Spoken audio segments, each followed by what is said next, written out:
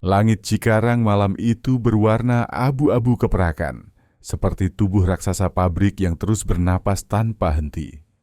Dari jauh, suara mesin, suara logam, suara manusia bercampur jadi satu.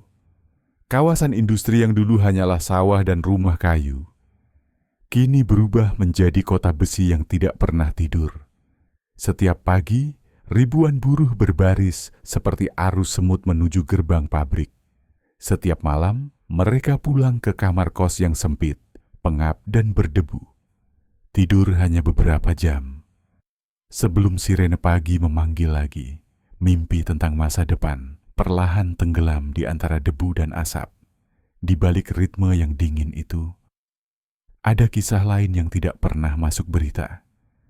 Kisah tentang tubuh yang terluka, tentang pilihan yang salah, tentang keputusasaan yang dijual dalam amplop plastik kecil. Kisah ini dimulai dari sebuah surat tanpa nama pengirim. Pagi hari, 12 Mei 2025, di gedung Subdit Jatanras Polda Metro Jaya. Suasana seperti biasa, laporan menumpuk, kopi hitam di meja, dan tatapan letih para penyidik. Kompol Aditya Pramana, lelaki berusia 41 tahun dengan mata tajam dan nada bicara tenang, sedang menutup berkas kasus lama. Ketika seorang petugas jaga mengetuk pintu dan menyerahkan sebuah amplop coklat tanpa cap pos, tidak ada perangko, tidak ada alamat pengirim, hanya tulisan tangan rapi. Kepada unit reserse kriminal penting dan rahasia. Aditya menatap amplop itu lama, seperti mencoba membaca niat di balik tinta. Instingnya yang dibangun dari 2 dekade memburu kejahatan, berbisik, ada sesuatu di sini. Sesuatu yang berbau busuk. Dengan pisau pembuka surat, ia menyayat pelan. 4 lembar kertas bergaris, tulisan tangan perempuan, halus tapi sedikit bergetar. Ia mulai membaca. Kepada Bapak Ibu Kepolisian, nama saya Mira Anindya, lahir 1993. Saya seorang perawat. Saya menulis surat ini dengan ketakutan, tapi juga dengan dorongan hati nurani yang sudah tidak bisa saya tahan. Saya ingin melaporkan sesuatu yang saya tahu sulit dipercaya. Di Klinik Harapan Sejahtera, Jalan Mekar 5, Cikarang, tempat saya bekerja 6 bulan terakhir, telah berlangsung praktik aborsi ilegal berskala besar. Pemimpinnya, Dr. Ratna Maheswari, dikenal ramah di luar. Tapi apa yang terjadi di balik pintu besi itu adalah neraka. Setiap malam, perempuan-perempuan muda datang dengan wajah pucat, sebagian masih mengenakan seragam pabrik.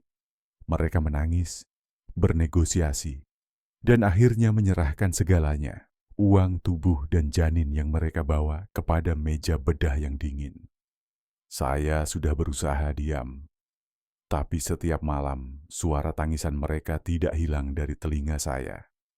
Dan yang paling mengerikan adalah apa yang terjadi setelah semuanya selesai. Aditya menelan ludah. Ia berhenti membaca sejenak, menarik napas panjang. Ruangannya hening, hanya suara jarum jam berdetak pelan di dinding. Dr. Ratna menyimpan semua hasil operasi di sebuah ruang bawah tanah yang terkunci. Setiap Jumat malam sekitar jam 11, ada mobil box berpendingin dengan logo PT Sumber Laut Jaya datang diam-diam lewat gang belakang. 2 pria keluar. Mereka memindahkan beberapa kotak styrofoam putih ke dalam truk. Setelah itu mobil pergi, tanpa suara, tanpa saksi. Saya tidak tahu kemana mereka membawa semua itu, tapi saya yakin ada sesuatu yang jauh lebih gelap dari sekadar praktik aborsi ilegal. Saya menulis surat ini bukan untuk dendam, tapi karena saya tidak tahan lagi melihat manusia memperlakukan kehidupan seperti sampah medis. Tolong, lakukan sesuatu. Yang menulis Mira Anindya. Henning. Kompol Aditya menatap kertas itu lama. Ia menaruh surat di meja, menutup mata sejenak. Tangannya menggenggam ujung pena. Keras, surat ini. Jika benar, maka bukan hanya pelanggaran hukum, tapi kejahatan terhadap kemanusiaan. Pak, apakah itu serius? Tanya salah satu penyidik muda, setengah berbisik. Aditya mengangguk pelan. Kalau setengah dari surat ini benar, kita sedang menghadapi neraka berseragam dokter. Ia berdiri, mengambil jas, dan berkata datar, "Siapkan rapat darurat, sekarang." Sore harinya, ruang rapat Subdit Jatanras dipenuhi 10 penyidik terbaik. Di papan putih, Aditya menulis besar-besar, Operasi Laras 715. Dibacanya lagi isi surat di depan tim. Setiap kalimat menggema dalam ruangan. Langkah pertama, katanya pelan, kita pastikan penulis surat ini benar-benar ada, Mira Anindya, dan benar bekerja di Klinik Harapan Sejahtera. Langkah kedua, kita surveillance tempat itu 24 jam, khususnya malam Jumat.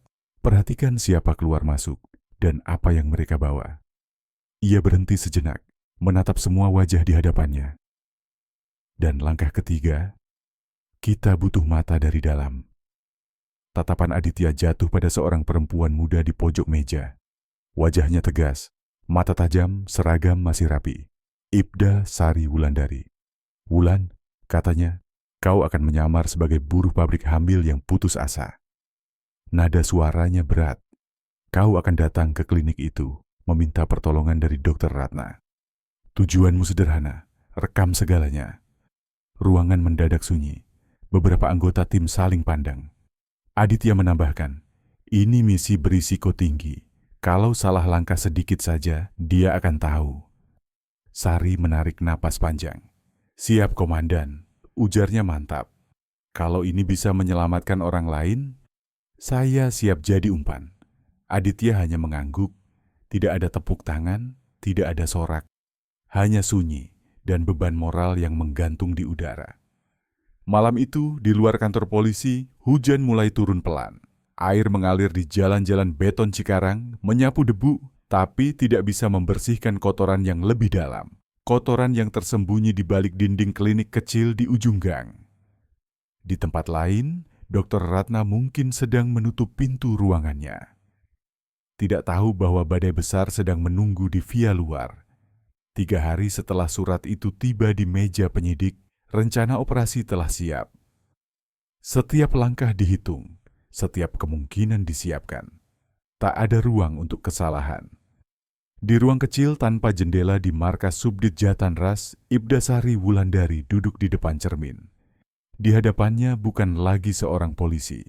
Yang menatap balik adalah seorang perempuan muda dengan wajah pucat, rambut sedikit kusut, dan mata lelah. Seorang buruh pabrik yang kehilangan harapan. Ia melepas seragam, menggantinya dengan kaos polos dan celana jeans pudar. Perut palsu dari silikon tebal dipasang di balik baju longgar, membuat tubuhnya tampak seperti ibu hamil 5 bulan. Makeup sederhana membuat kulitnya tampak kusam. Kantung mata sengaja digelapkan. Di lehernya, kalung besi kecil berisi mikrofon tersembunyi. Di dalam tas, ada ponsel khusus dengan rekaman otomatis dan GPS pelacak.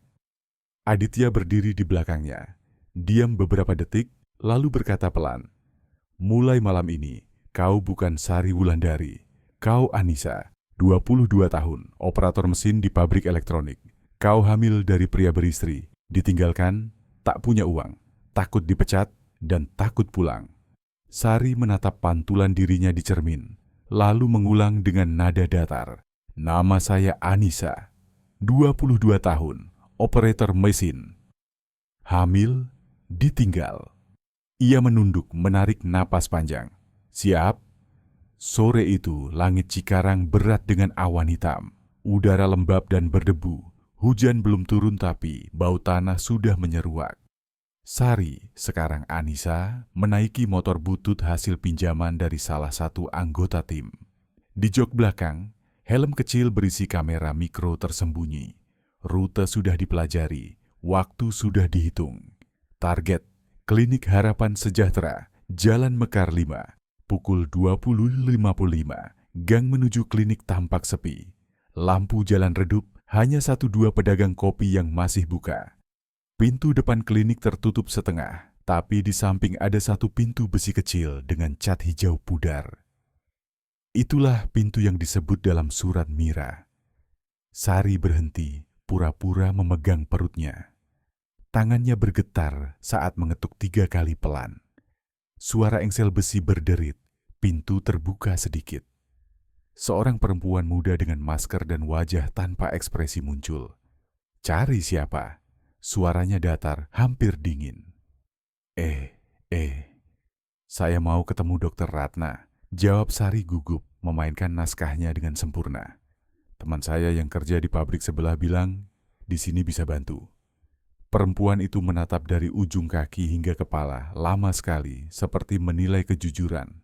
Lalu ia berkata pendek, "Masuk." Di dalam udara lembab bercampur bau obat. Cahaya lampu putih menyilaukan, memantul di dinding ubin yang retak.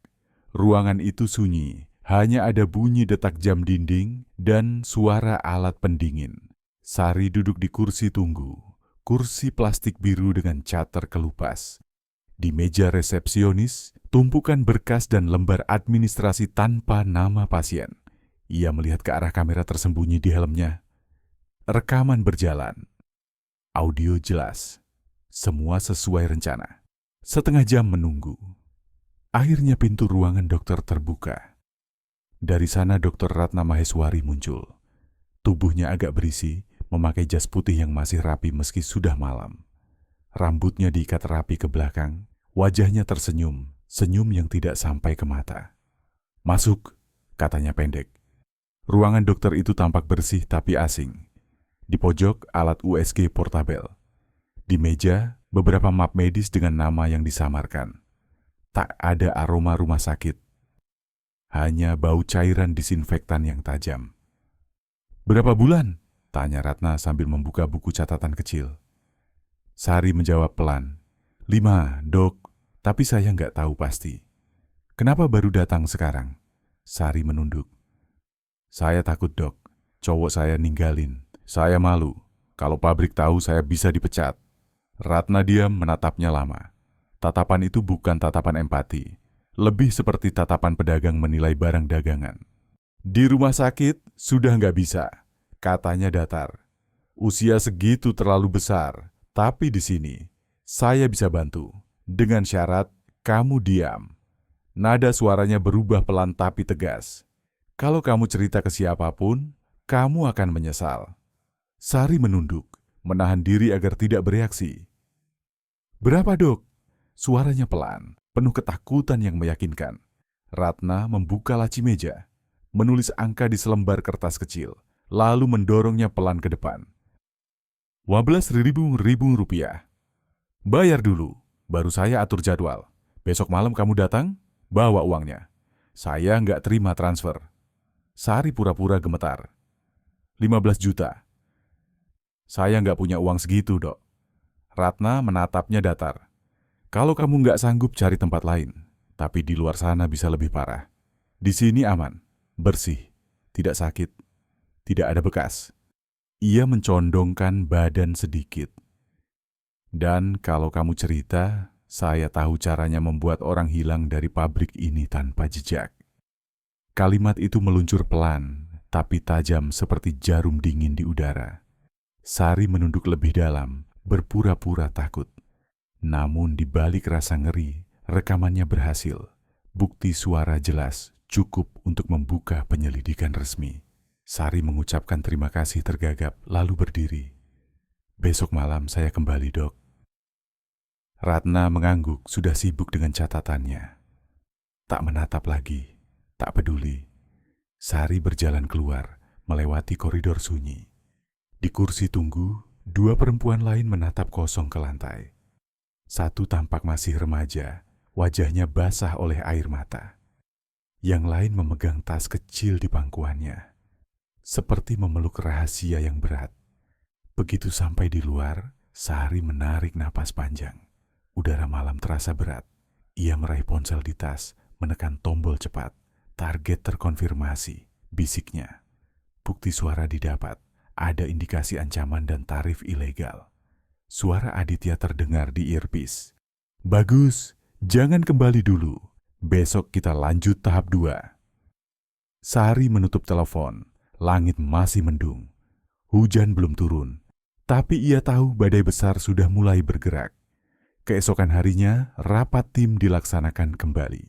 Di papan tulis, Aditya menulis 2 kata besar, fase lapangan. Mulai malam besok, katanya sambil menunjuk peta. Tim 1 tetap memantau klinik dari luar. Tim 2, posisi di gang belakang, fokus pada truk berpendingin. Sari akan kembali ke dalam sebagai pemancing. Kita tangkap basah semuanya sekaligus. Sore menjelang malam, tim penyamaran berpencar. 2 truk logistik milik polisi parkir di jarak aman, tampak seperti kendaraan biasa. Beberapa anggota menyamar jadi pedagang kopi, penjual rokok, pasangan muda yang duduk di warung kecil. Semua posisi siap. Di ruang monitor kecil di markas, Aditya duduk dengan headphone, mendengarkan setiap detak dari mikrofon Sari. Pukul 21.15, Sari kembali ke klinik, membawa tas berisi uang tanda bukti. Kali ini, tak ada rasa gugup, hanya fokus. Ia mengetuk pintu 3 kali. Masuk lagi ke dunia antiseptik dan rahasia. Di ruang tunggu, suasananya sama. Perawat yang kemarin menatapnya tanpa bicara, hanya mengangguk dan memberi isyarat duduk. Ratna belum keluar. Dari dalam terdengar suara logam bertemu logam, bunyi alat medis disiapkan. Bersiap, target sedang di lokasi, bisik Sari lewat mikrofon kancing. Diterima, suara Aditya datar di telinganya. Tim belakang melapor, kendaraan belum muncul, tunggu sinyal. Sari mengangguk pelan, matanya menatap lantai, tapi pikirannya terus menghitung waktu. Udara di ruangan itu terasa menekan, seperti setiap molekul membawa rahasia. 20 menit kemudian pintu terbuka. Ratna muncul lagi, kali ini mengenakan sarung tangan karet. "Sudah siap?" tanyanya tanpa ekspresi. "Sudah bawa uangnya?" Sari mengangguk. "Ini, Dok." Ia menyerahkan amplop berisi uang asli yang sudah ditandai tim forensik. Ratna menimbang sebentar, lalu menyelipkannya ke laci. "Baik, nanti setelah jam 10 kita mulai." Setelah jam 10, gumam Sari pelan ke mikrofon. Aditya menulis catatan cepat. Jam operasi dimulai sekitar 22 Sakunso. Semuanya bergerak sesuai pola. Di luar, tim pengintai di gang belakang melaporkan. Mobil box putih bergerak dari arah utara. Logo PT Sumber Laut Jaya. Plat nomor sama seperti laporan minggu lalu. Aditya menegang. Inilah saatnya. Sementara itu di dalam klinik, Sari menatap sekeliling. Peralatan siap. Tirai tertutup, aroma kloroform samar. Ia berpura-pura panik, menggenggam ujung bajunya. "Dok, saya takut." Ratna menjawab pelan tanpa menatap. "Kalau takut, jangan datang. Tapi sekarang sudah terlambat untuk mundur." Nada itu membuat bulu kuduk Sari meremang. Ia tahu, di balik kata-kata lembut itu, ada seseorang yang sudah lama tidak punya hati.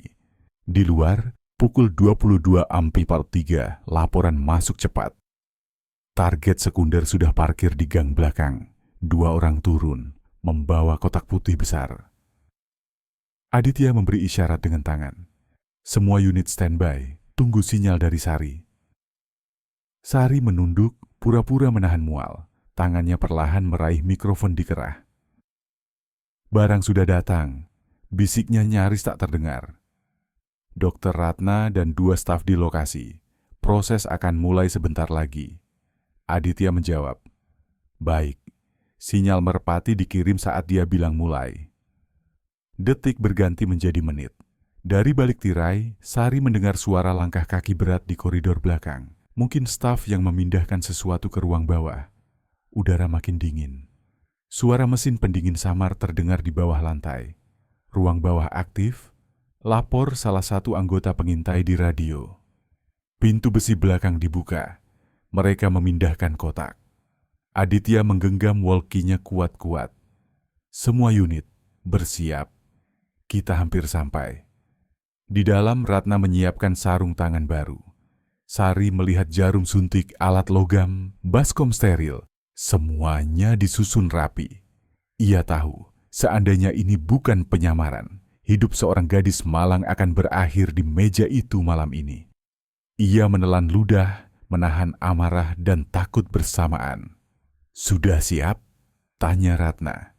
Sari pura-pura mengangguk pelan. Tangannya menyentuh kerah, 3 ketukan cepat. Itulah kode. Merpati terbang. Aditya berdiri dari kursinya. "Eksekusi," serunya ke radio. Dalam sekejap, gang sempit di belakang klinik berubah jadi panggung operasi besar. Dari 2 arah, mobil tanpa logo meluncur cepat. Tim bersenjata keluar diam-diam, menutup semua jalur keluar. Truk box yang baru menyalakan mesin langsung disergap.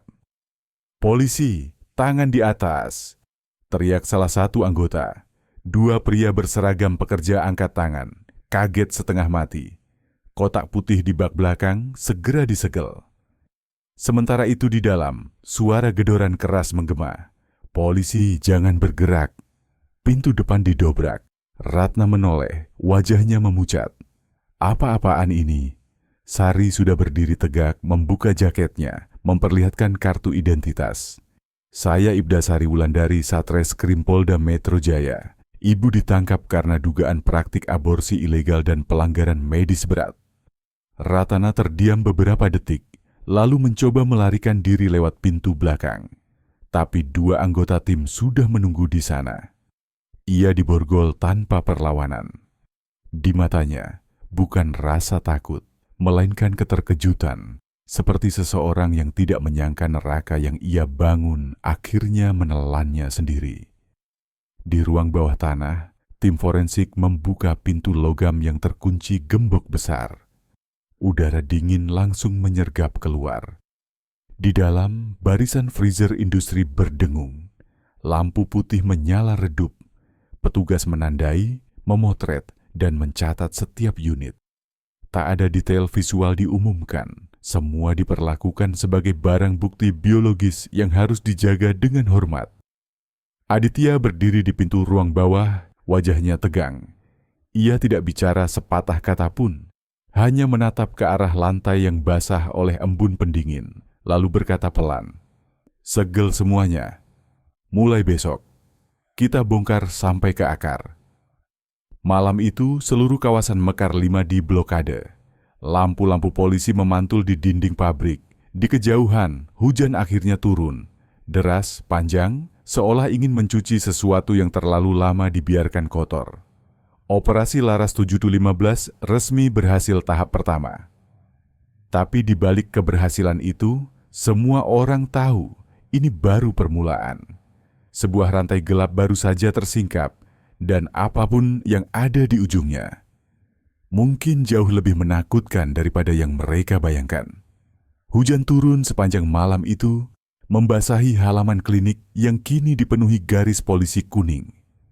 Lampu-lampu biru berputar pelan di tengah gelap, memantulkan bayangan pada dinding lembab dan tanah becek.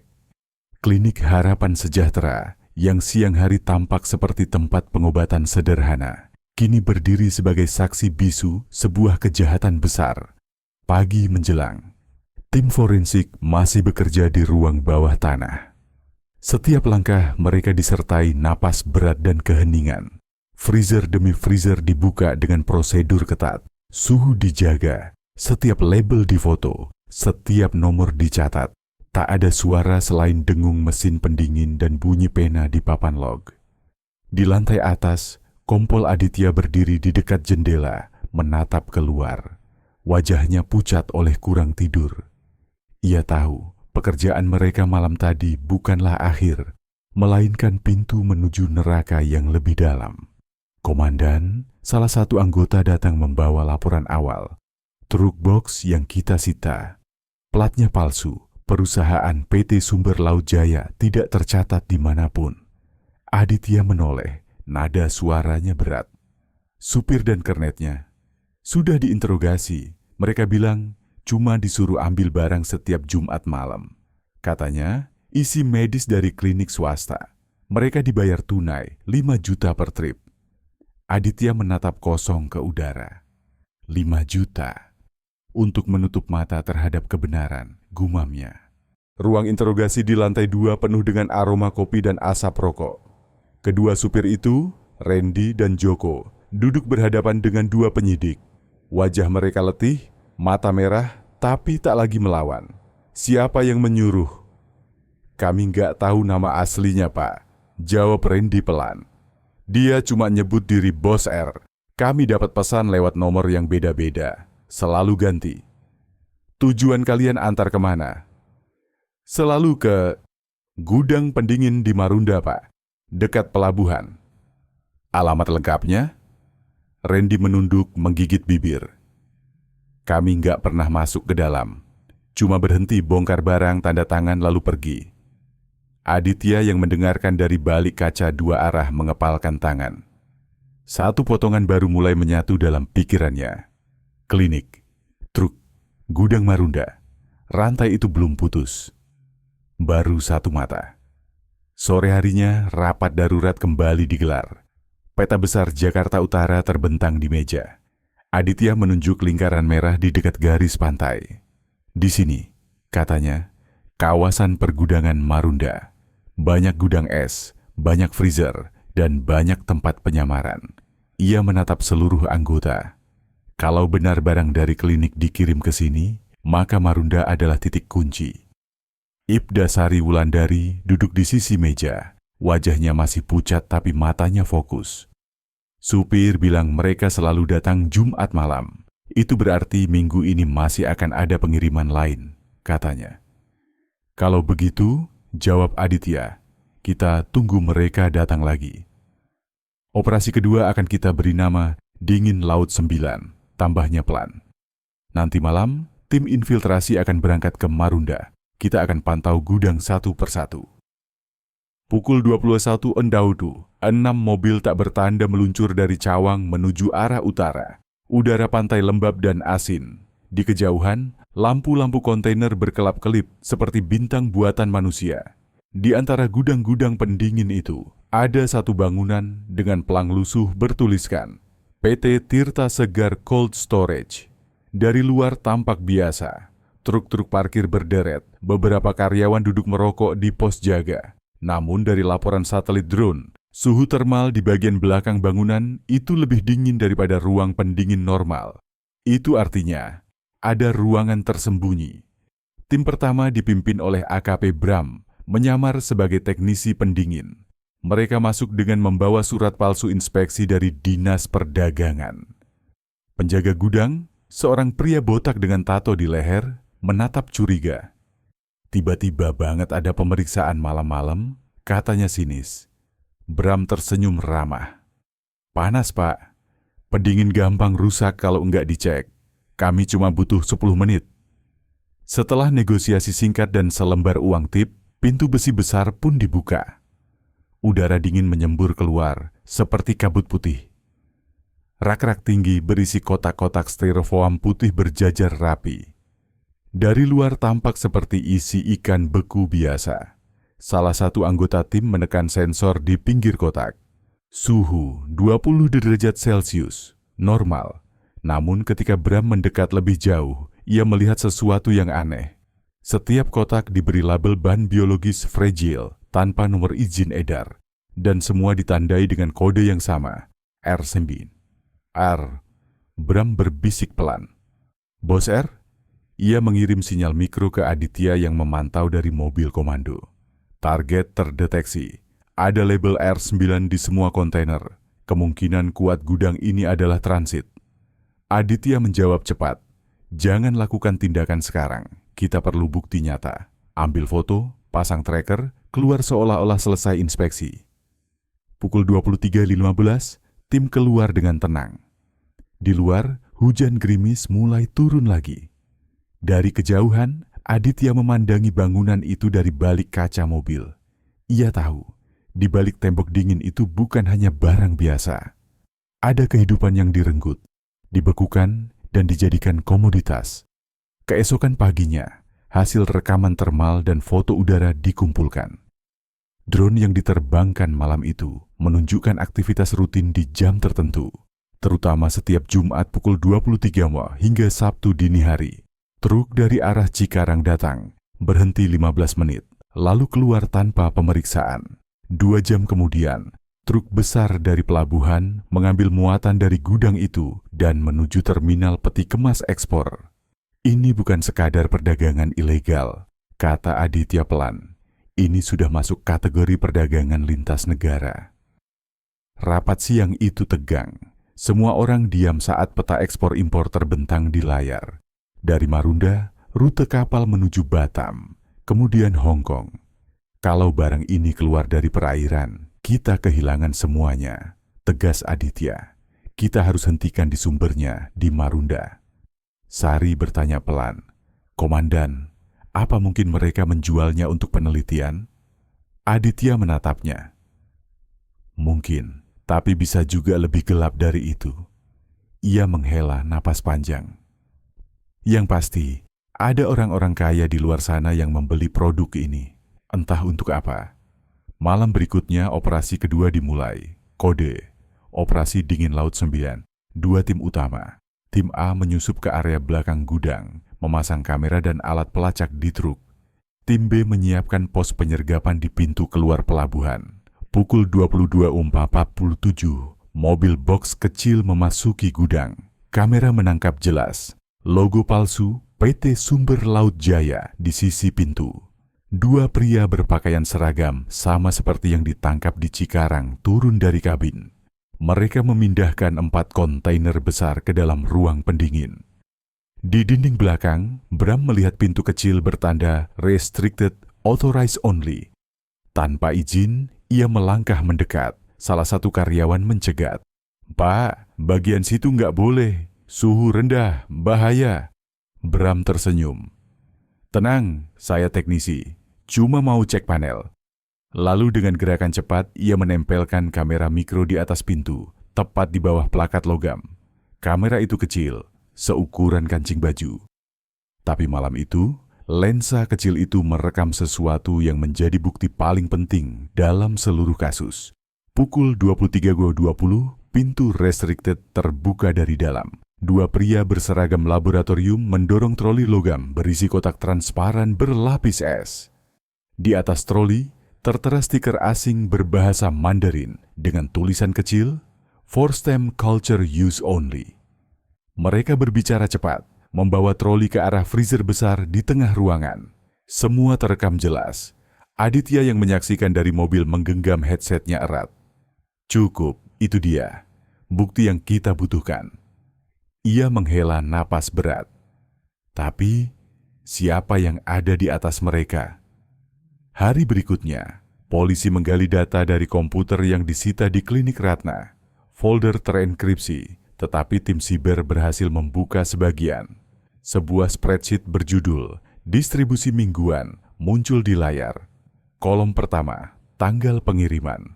Kolom kedua, jumlah unit biologis. Kolom ketiga, kode pengiriman. R9 Mar XP. Kolom terakhir, status cleared. Sari menatap layar itu dengan wajah pucat. Ini sistematis sekali, katanya pelan. Aditya mengangguk. Ini bukan bisnis kecil. Ini perusahaan bayangan dengan rantai penuh. Dari produksi, transportasi, sampai ekspor. Sore itu, tim berkumpul di ruang briefing. Aditya berdiri di depan layar besar dengan gambar jejaring alur. Target utama kita sekarang bukan Ratna lagi. Dia cuma salah satu cabang. Ia menunjuk bagian atas diagram. Di sini, R, orang di balik semua kode, semua transaksi, dan semua gudang. Kita belum tahu siapa dia, tapi jejak digital menunjukkan server pusat ada di Singapura. Artinya, lanjutnya, ini sudah lintas negara. Kita harus libatkan Interpol. Namun sebelum laporan resmi dikirim, kabar mengejutkan datang. Sore itu, Ratna yang ditahan di sel sementara tiba-tiba pingsan. Dugaan awal, overdosis obat penenang. Petugas menemukan kapsul tidur di bawah bantalnya. Tapi hasil lab menunjukkan, obat itu bukan dari penjara. Seseorang telah menyelundupkan pil itu ke dalam sel. Aditya berdiri di depan ruang perawatan. Rahangnya mengeras. Ini berarti masih ada orang mereka di luar dan dekat dengan kita. Malamnya, di markas, suasana muram. Hujan turun deras lagi. Sari duduk di depan jendela, menatap lampu kota yang buram. "Komandan, kalau sindikat ini sampai ke luar negeri, kita bisa hentikan nggak?" tanyanya lirih. Aditya menatapnya lama. "Kita nggak bisa janji menang, tapi kita bisa janji satu hal. Mereka nggak akan tidur tenang lagi." Pukul 02.09 dini hari, pesan masuk ke ponsel Aditya. Nomor asing. Tidak ada nama, hanya satu kalimat pendek. "Kalian tidak tahu apa yang sedang kalian buka." Lalu pesan itu hilang, menghapus sendiri. Aditya memandang layar yang kini kosong. Ia tahu, mereka sedang diawasi balik. Keesokan paginya, berita kecil muncul di surat kabar daring. Gudang pendingin di Marunda terbakar, diduga korsleting. Tidak ada korban, tidak ada tersangka. Tapi Aditya tahu, itu bukan korsleting. Itu penghapusan jejak. Ia mengepalkan tangan, menatap foto bangunan yang hangus di layar laptop.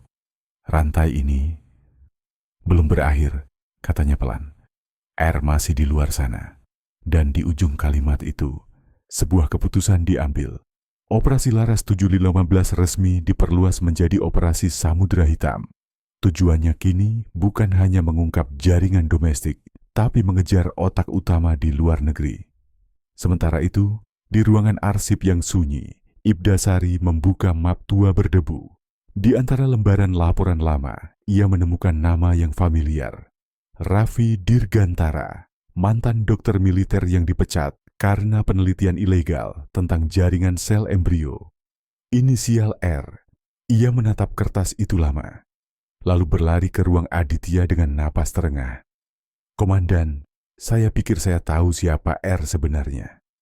Lampu ruangan menyala lagi, peta dibentangkan. Semua mata menatap satu titik merah besar di layar. Nama baru, wajah baru, ancaman baru. Dan di luar sana, hujan yang tak pernah berhenti, seperti menandai babak baru dari pertarungan panjang ini. Subuh itu, udara di Jakarta berat dan lembab. Langit tampak seperti kanvas abu-abu yang tak berujung. Namun di ruang rapat kecil Polda Metro Jaya, semua mata terfokus pada satu layar besar di dinding. Wajah yang terpampang di sana, tajam, dingin, dan tanpa senyum, adalah potret seseorang yang selama berminggu-minggu hanya dikenal dengan inisial R, Raffi Dirgantara. Lulusan Fakultas Kedokteran tahun 2002. Mantan dokter militer dengan catatan disiplin sempurna, sampai akhirnya dipecat tahun 2016 karena penelitian terlarang terhadap jaringan embrio manusia. Setelah itu, jejaknya hilang. Tidak ada alamat tetap, tidak ada lisensi praktik, tidak ada catatan pajak. Hanya satu hal yang pasti, ia tidak pernah benar-benar berhenti bereksperimen. "Ini orangnya," kata Ibdasari pelan, menunjuk layar. "Saya temukan namanya di arsip medis lama. Dulu dia bekerja di RS Angkatan Laut. Setelah dipecat, dia pindah ke Singapura, lalu Bangkok. Dan 2 tahun terakhir, terdeteksi membuka perusahaan bayangan bernama Bionova Research dengan kantor di Hong Kong." Aditya menatap data itu tanpa berkedip. Bionova, itu perusahaan yang muncul di faktur palsu milik klinik Ratna. Ia menarik napas panjang. Berarti Ratna bukan pelaku utama. Dia hanya perantara untuk memasok bahan biologis ke Bionova. Suasana ruang rapat menjadi tegang. AKP Bram berbicara. Suaranya pelan namun mantap. "Kalau benar begitu, ini sudah masuk kategori kejahatan biomedis internasional. Kita butuh izin pusat untuk melibatkan Interpol." Aditya mengangguk. "Ya, tapi sebelum itu kita harus punya bukti fisik yang menghubungkan Raffi dengan pengiriman dari Marunda." Ia menunjuk layar lain, menampilkan potongan email terenkripsi yang berhasil dibuka tim siber. "To R. Dirgantara I Bionova Research Dajka. Subject, shipment confirmed message. Batch R9 cleared. Port ready by 18 Mei. 18 Mei. Gumam Sari. Itu 2 hari lagi. Aditya menatap peta pelabuhan di layar. Kalau begitu, 2 hari lagi adalah kesempatan terakhir kita untuk menghentikan mereka. Ia memukul meja pelan. Mulai malam ini kita siapkan penyergapan di laut. Operasi Samudra Hitam resmi dimulai. Malam berikutnya, pelabuhan Tanjung Priok sunyi tapi tegang. Di kejauhan, kapal-kapal kargo raksasa tampak seperti gunung logam yang mengambang. Lampu-lampu pelabuhan berkedip pelan di antara kabut asin. Di dermaga 7, sebuah kontainer biru bertuliskan PT Tirta Segar menunggu untuk diangkat ke kapal tujuan Hong Kong. Dari luar, tak ada yang aneh. Dokumen pengiriman lengkap, nama pengirim terdaftar, segel bea cukai utuh. Tapi di bawahnya, tim Jatanras telah menempelkan pelacak GPS mikro dan sensor suhu. Mereka menunggu momen yang tepat saat kontainer diangkat ke kapal dan kapal meninggalkan pelabuhan. Sementara itu, di ruang kendali kapal patroli Baharkam yang bersandar tak jauh dari lokasi, Aditya duduk di depan monitor. Ia memantau titik merah kecil di peta digital yang menandai posisi kontainer itu. Begitu kapal melewati perairan Batam, kita potong jalur, ujarnya datar. Jangan sampai mereka sempat memindahkan muatan. Sari berdiri di sebelahnya, mengenakan jaket hitam dan headset komunikasi. Komandan, kalau orang di atas kapal melawan, jangan heroik, jawab Aditya singkat. Prioritas kita, bukti, bukan baku tembak. Pukul 23.447. Kapal kargo MV Dawn Horizon mulai bergerak perlahan ke arah utara. Pelacak di layar ikut bergeser, tanda rencana berjalan sempurna. Namun baru 20 menit kemudian, alarm kecil berbunyi. Sensor suhu di kontainer itu naik drastis, dari 20 peluru ke 3 degatu. Sari menatap layar, kaget. Komandan, suhu di kontainer meningkat, mereka membuka muatan. Aditya langsung berdiri. Semua tim siaga. Kapal patroli bersiap potong jalur di koordinat ini. Di atas kapal kargo, dua pria berjaket gelap sedang membuka gembok kontainer. Salah satunya berbicara dalam bahasa asing, logat campuran Mandarin dan Inggris. Make sure the package is intact. We deliver in 4 hours.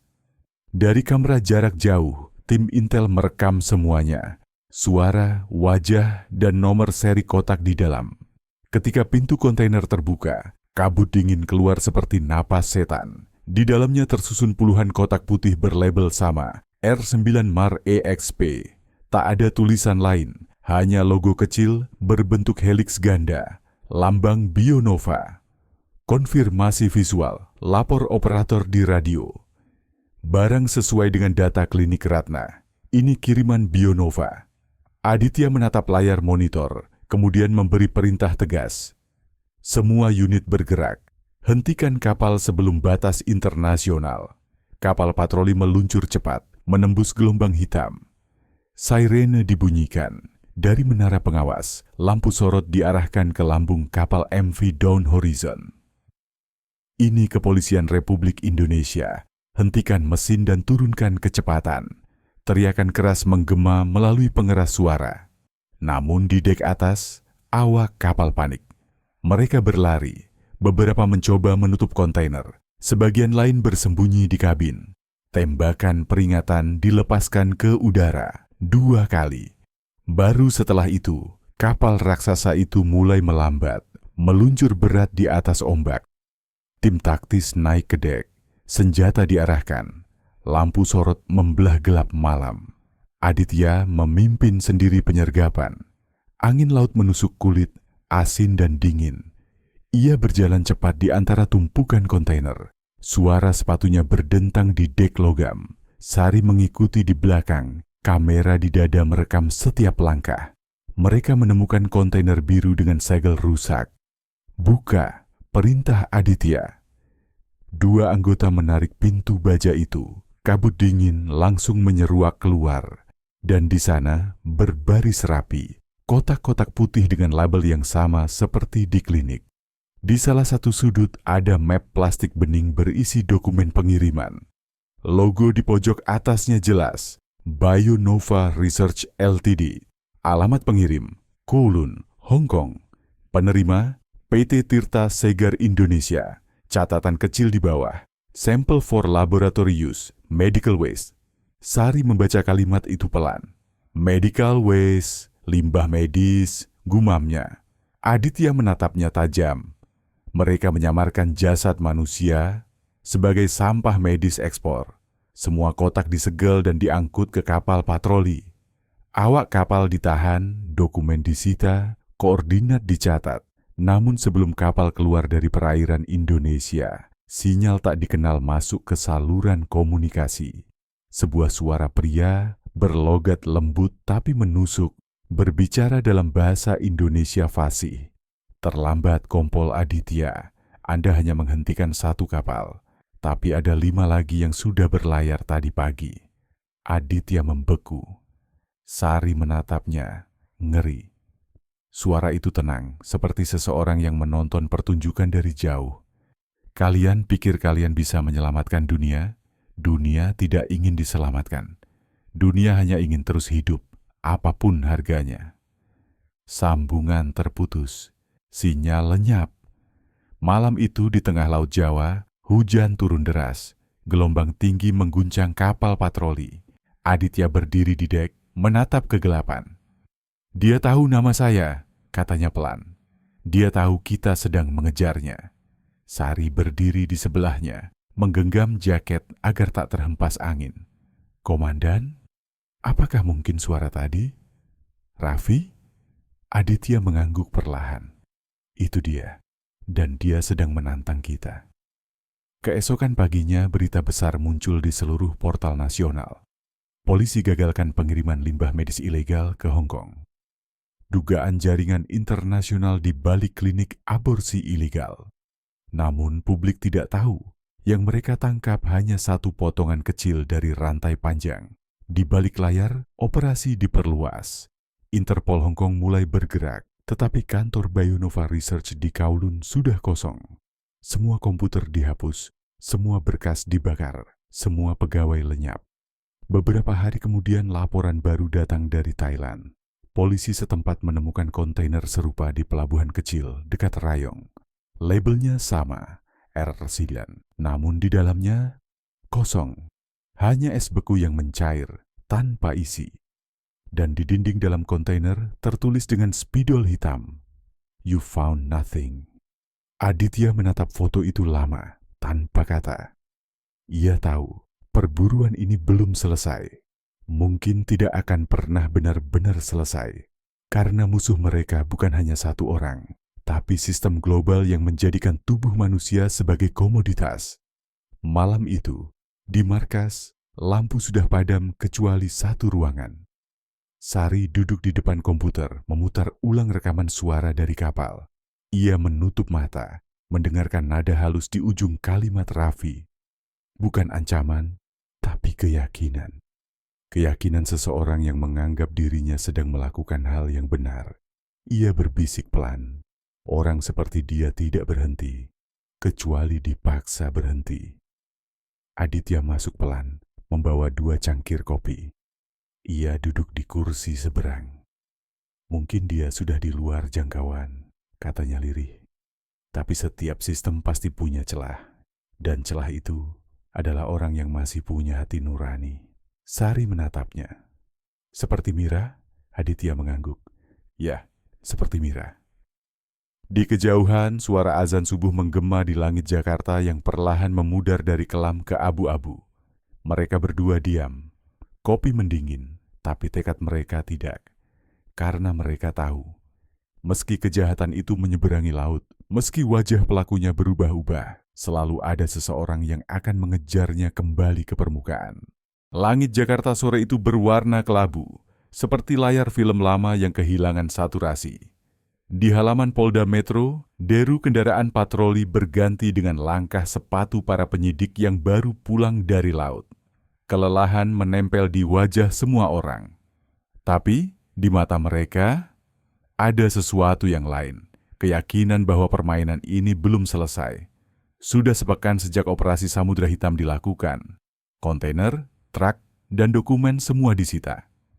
Namun sang otak, Raffi Dirgantara, masih lenyap di udara. Tak ada catatan penerbangan, tak ada aktivitas bank, tak ada jejak digital.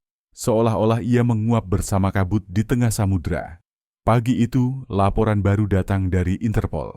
Sebuah paspor dengan nama Raffi D. digunakan untuk masuk ke Bali, 2 hari setelah penyergapan di laut.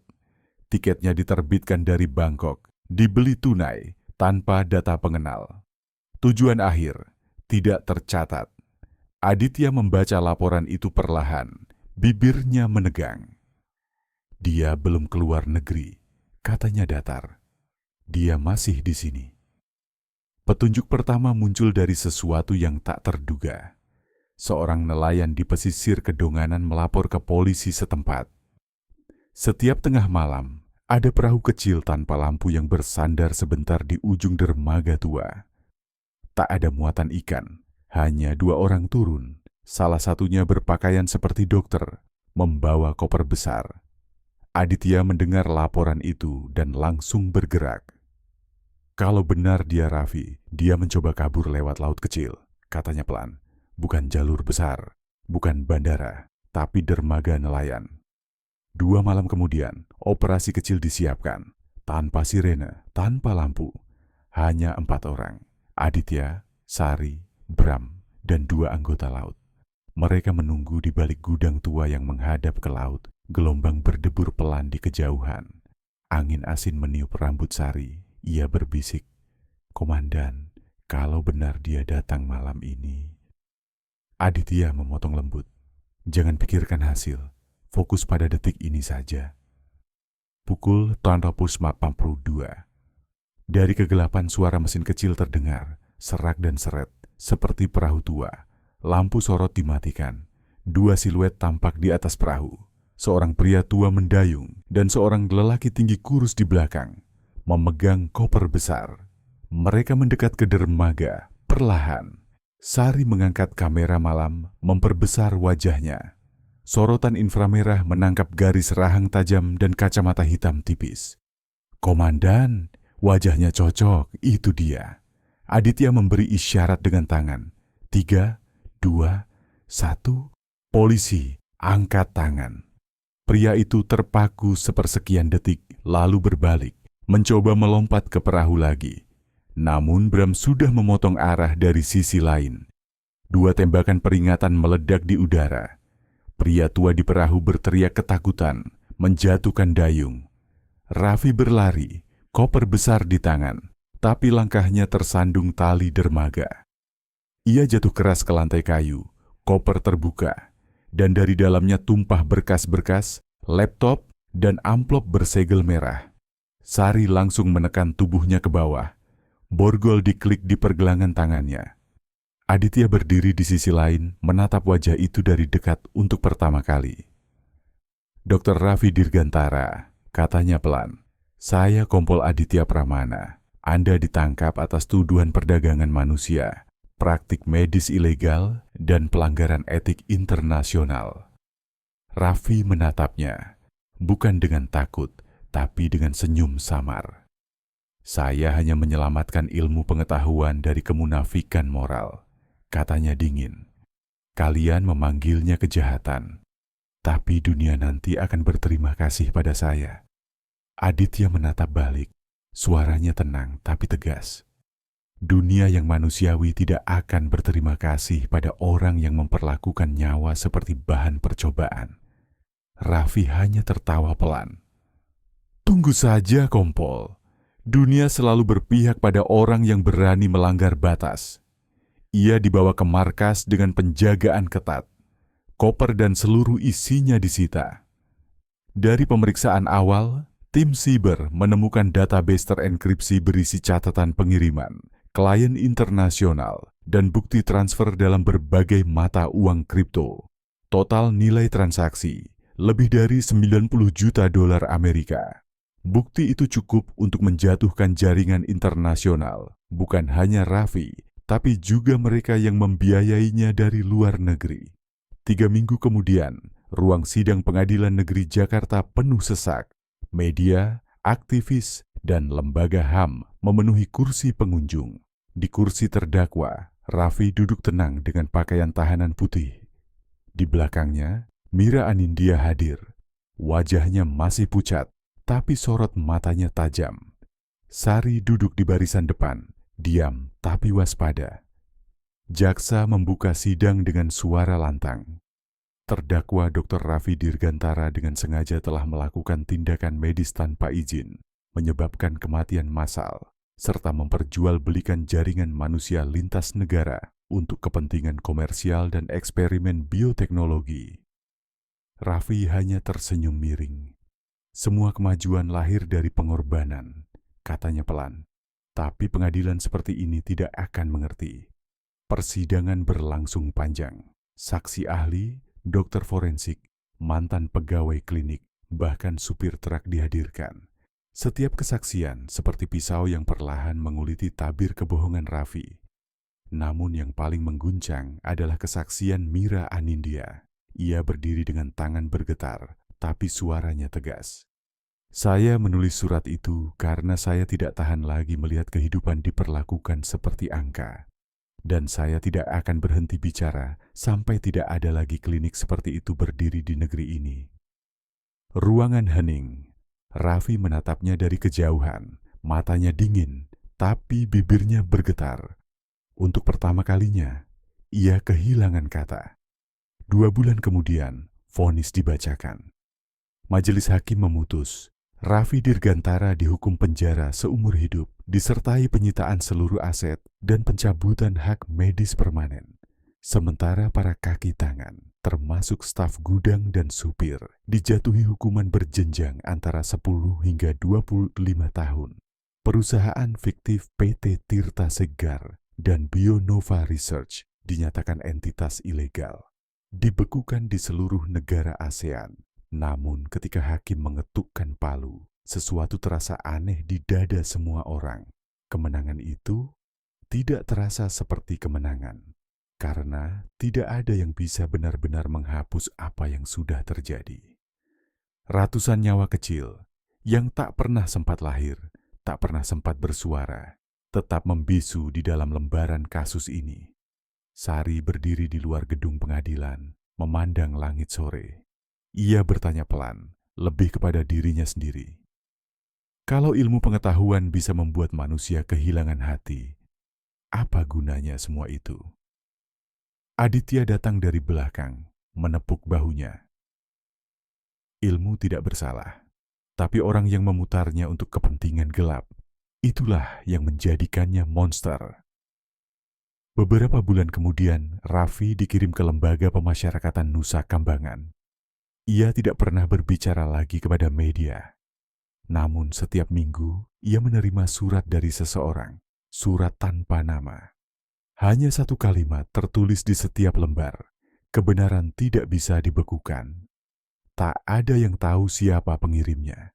Sebagian menduga itu Mira. Sebagian lagi percaya. Itu suara nurani yang datang dari mereka yang tak lagi ada. Di sisi lain, tim forensik berhasil menelusuri sumber dana dari luar negeri. Beberapa perusahaan riset di Hong Kong dan Tiongkok ditutup paksa. Para direktur ditangkap atas tuduhan perdagangan jaringan manusia. Interpol mengeluarkan pernyataan resmi. Kasus ini menjadi bukti bahwa ilmu pengetahuan tanpa moral akan selalu berakhir di ruang sidang. 6 bulan kemudian, di halaman kecil pemakaman anonim di Bekasi, upacara sunyi digelar. Di sana dimakamkan sisa-sisa jenazah biologis yang disita dari klinik Ratna. Dimakamkan secara layak, satu persatu, tanpa nama, tapi dengan doa. Mira berdiri di tepi makam, mengenakan kerudung putih. Tangan memegang bunga melati. Sari berdiri di sampingnya, diam. Mira berbisik pelan. Semoga mereka tahu. Akhirnya ada yang memperjuangkan mereka. Aditya berdiri agak jauh, menatap langit yang perlahan berubah jingga. Dalam hati ia tahu, tidak semua kejahatan bisa dihapus. Tapi setiap kebenaran butuh seseorang yang berani menanggung beban untuk memulainya. Ia memejamkan mata sebentar. Mendengar suara laut yang jauh, suara yang dulu membawa mereka ke operasi terbesar dalam hidupnya. Kini suara itu terdengar berbeda. Bukan menakutkan, tapi tenang. Malam itu, di ruang kerja kecilnya, Aditya menulis laporan akhir untuk Komnas HAM. Operasi Laras 715 dan Samudra Hitam telah ditutup. Namun pengawasan terhadap praktik medis ilegal dan perdagangan organ harus terus berlanjut. Karena setiap kali manusia mulai memperlakukan kehidupan sebagai barang dagangan, maka pada saat itu juga kita kehilangan arti kemanusiaan. Ia menandatangani laporan itu dengan pena hitam, menatap lembaran terakhir yang kini basah oleh setetes air, entah dari kopi atau dari mata. Sari berjalan masuk, membawa 2 gelas teh. "Komandan," katanya pelan. "Besok Mira akan ke kampung halamannya di Magelang. Katanya ingin mulai hidup baru." Aditya tersenyum tipis. Dia pantas mendapatkannya. "Dan kita?" tanya Sari. "Kita lanjut jalan," jawabnya singkat. "Selama masih ada gelap, kita tidak boleh padam." Di luar, malam turun perlahan. Jakarta kembali bising dengan suara klakson dan hujan tipis di jendela. Namun di dalam markas hanya ada keheningan dan satu lampu meja yang tetap menyala, seperti janji kecil bahwa di dunia yang dingin sekalipun masih ada cahaya yang menolak padam.